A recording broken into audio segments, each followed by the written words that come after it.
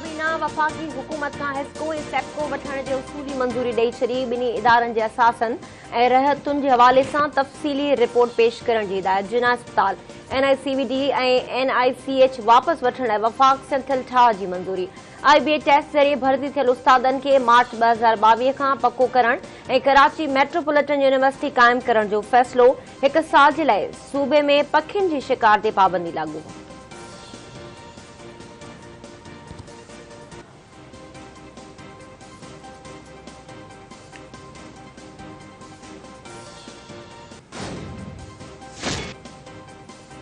FIA Tehreek Insaf सरबराह Imran Khan खिलाफ पाबंदी मड़ियल funding जो केस दाख़िल करे वरितो।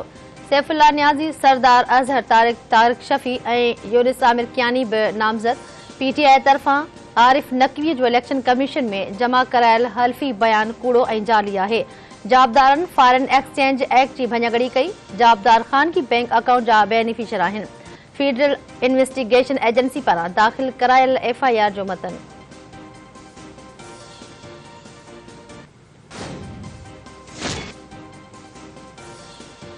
वज़ीर आज़म शहबाज शरीफ जी सदारत हेठि वफ़ाक़ी काबीना जो इजलास। काबीना इजलास में इमरान खान जे इस्लामाबाद में लॉन्ग मार्च करण ख़िलाफ़ सख़्त क़दम खणण जो फ़ैसिलो। लॉन्ग मार्च रोकण लाइ घरू खाते खे इज़ाफ़ी रक़म ॾियण जी मंज़ूरी। राणा सनाउल्लाह जा गिरफ़्तारी वारंट जारी करण वारे अमल जी मज़म्मत कई वई।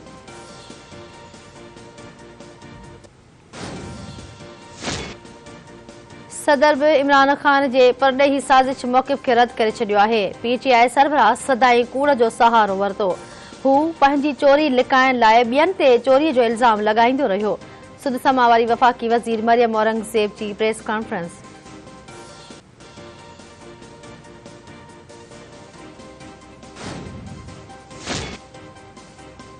पंजाब काबीना इख़्तिलाफ़नि जो शिकार। पंजाब जे घरू वज़ीर हाशिम डोगर उहिदे तां इस्तीफ़ा ॾेई छॾी। संदसि चवां त हुन ज़ाती मसरूफ़ियतुनि सबबि घरू वज़ारत तां इस्तीफ़ा ॾिनी आहे।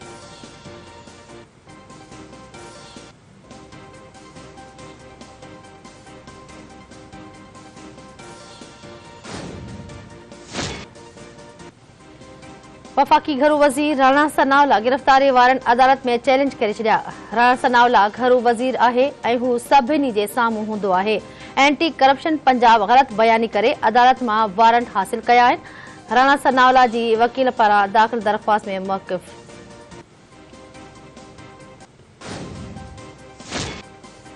सभु लॉन्ग मार्च जी तयारी कनि। कारकुननि खे जल्द कॉल ॾियण वारो आहियां। हाणे जेको अवामी समुझ ईंदो, हुकूमत खे लिकण जी जाइ बि न मिलंदी। साइफ़र जे मामले ते हुकूमत जांच कमेटी पंहिंजे फ़ाइदे लाइ जोड़ी आहे। PTI चेयरमैन इमरान खान जो ननकाना साहब में जलसे खे ख़िताब। सदर सियासत खां पासो करे आर्मी चीफ जी मुक़ररी में सदर जो को बि किरदार नाहे। कानून वारे वफ़ाक़ी वज़ीर आज़म नज़ीर तार चयो आहे त सदर आइन जे नाकारी मक़सद खे हासिल करण लाइ मामले खे सियासी रंग ॾेई रहियो आहे। उन मामले ते अपोज़िशन सां मुशावरत नाहे थी। ही वज़ीर आज़म जो इस्तेहक़ाक़ आहे।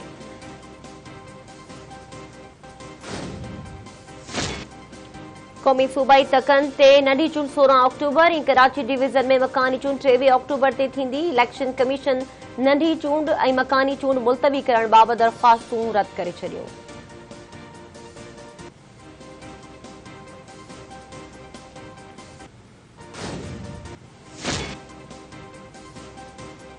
DG ISPR major general Babar Iftikhar समेत 12 मेजर जनरल्स खे लेफ्टिनेंट जनरल जे उहिदे ते तरक्की। ISPR मौजूद major general Inam Haider Malik, major general Fayyaz Hussain Shah, major general Noman Zakaria, major general Mohammad Zafar Iqbal ऐं मेजर जनरल एमन बिलाल सफ़दर खे लेफ्टिनेंट जनरल बणायो वियो। Major general Ahsan Gulrez, major general Syed Amir Raza, major general Shahid Imtiaz, major general Mohammad Munir, major general Yusuf Jamal ऐं मेजर जनरल काशिफ नज़ीर खे बि लेफ्टिनेंट जनरल जे उहिदे ते तरक्की ॾिनी वई।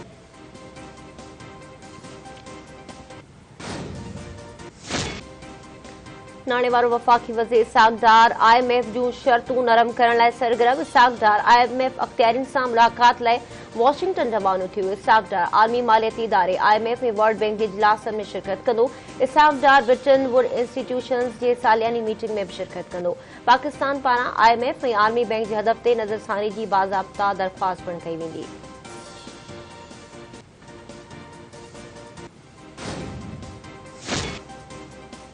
पाकिस्तान भारतीय वज़ीर आज़म पारां गुजरात जलसे में वलर कश्मीर बाबति ॾिनल बयान खे रद्द करे छॾियो।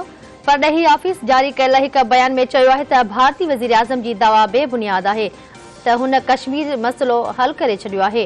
भारतीय वज़ीर आज़म जो बयान कूड़ ते ॿधल आहे। बयान मां ज़ाहिर आहे त भारतीय क़यादत वालियल कश्मीर जे ज़मीनी हक़ीक़तुनि खां केतिरो वांछियल आहे। परॾेही तर्जुमान जो चवणु आहे त जम्मू ऐं कश्मीर बैन अक़वामी तौर ते मञियल तकरार आहे ऐं हीअ तकरार 1948 खां गॾियल क़ौमुनि जी एजेंडा ते आहे। गॾियल क़ौमुनि जे ठहिराउनि बावजूदि भारत कश्मीर ते कब्ज़ो कयूं वेठो आहे।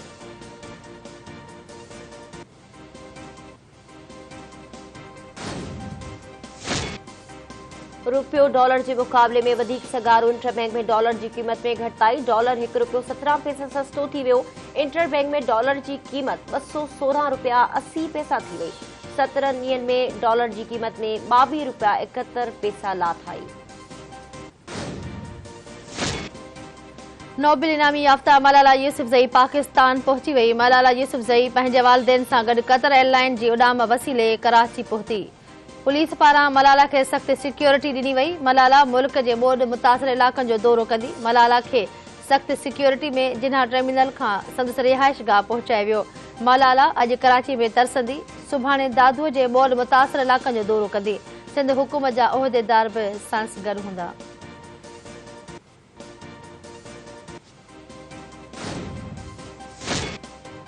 बोर पाकिस्तान के वॾो नुक़सान पहुचायो। बोर मुतासिरनि जी मदद लाइ वापारियुनि सनअतकारनि ऐं सीड़पकारनि वॾी मदद कई। बेनज़ीर कार्ड वसीले मज़दूरनि जे ॿारनि खे सहूलियतूं फ़राहम कयूं वेंदियूं। पोएं खाते जी सूबाई वज़ीर सईद गनी चयो त कार्ड वसीले वर्कर्स खे मुख़्तलिफ़ सहूलियतूं फ़राहम कयूं वेंदियूं। कार्ड में फ़ी मज़दूर जे ॿार खे 6000 रुपया मुंतक़िल कया विया आहिनि। सनअती मज़दूरनि जी हर मुमकिन मदद ऐं फलाह लाइ कोशिश कई पई वञे। सूबाई वज़ीर मूजिबि कराची जा माण्हू पंहिंजी सेवरेज लाइन पाण बंदि कंदा आहिनि। कराची जे मसइलनि जे हल लाइ सभिनी खे किरदारु अदा करणो पवंदो।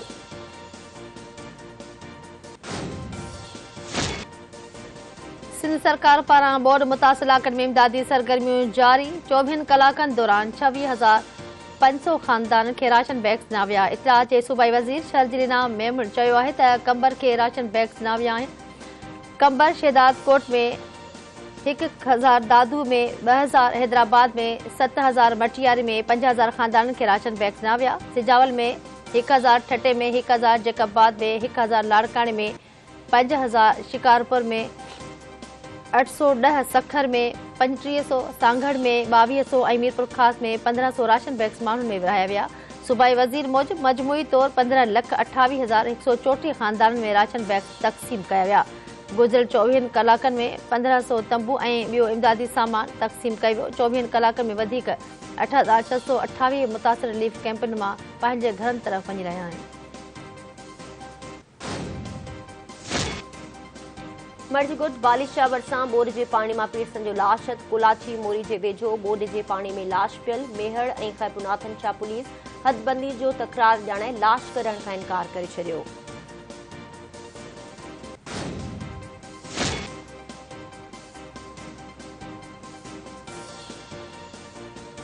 कराची में UNDP जे आला सतही वफ़द जी एडमिनिस्ट्रेटर मुर्तज़ा वहाब सां मुलाक़ात। UNDP ऐं KMC जे सहकार सां शहरी तरक़ी मौसमियाती तब्दीली ते ॻाल्हियूं। कराची जे एडमिनिस्ट्रेटर मुर्तज़ा वहाब चयो आहे त शहर जी बहितरी ऐं तरक़ीअ लाइ क़ौमी ऐं हू इदारनि सां गॾिजी कमु करणु चाहिनि था। शहर जे इंफ्रास्ट्रक्चर खे बहितर बणाइण लाइ केतिरनि ई मनसूबनि ते कमु जारी आहे। पाकिस्तान मौसमियाती तब्दीलियुनि खे मुंहुं ॾेई रहियो आहे।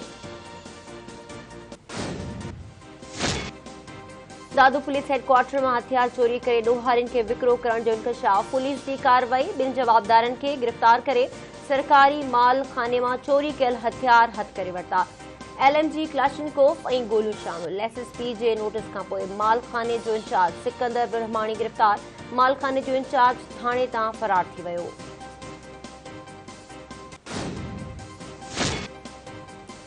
शिकारपुर में सामद ऐं सब्ज़ोई बिरादरी जे ॿिनि धुरनि विच में हलंदड़ खूनी तकरार जो जिरगो। 2 खून साबित थियण ते धुरनि मथां मजमूई तौर 90 लख ॾंढ विधो वियो। सरदार तेगो ख़ान तेगियाणी जे सरपंचीअ हेठि जिरगे में खून बहा 30 लख ऐं ज़ख़्मी जा 10 लख मुक़ररु कया विया। निबेरे खां पोइ धुरियूं खीर खण।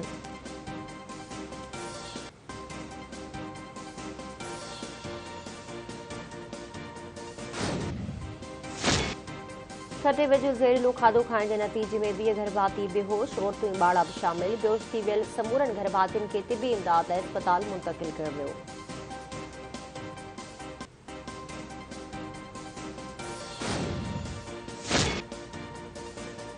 सिंध हाई कोर्ट में टिकटॉकर हरीम शाह जी सिक्योरिटी लाइ दाख़िल दरख़्वास्त ते ॿुधणी। हरीम शाह दरख़्वास्त में मौक़िफ़ इख़्तियार कयो आहे त खेसि मुसलसल हिरासां कयो पियो वञे। हरीम शाह जे वकील मूजिबि हरीम शाह FIA में पेश थी त खेसि रोके धमकियूं ॾिनियूं वयूं। अदालत चीफ सेक्रेटरी ऐं IG सिंध खे हरीम शाह खे सिक्योरिटी चीफ सेक्रेटरीज़ ऐं हरीम शाह खे सिक्योरिटी फराहम करण जी हिदायत करे छॾी।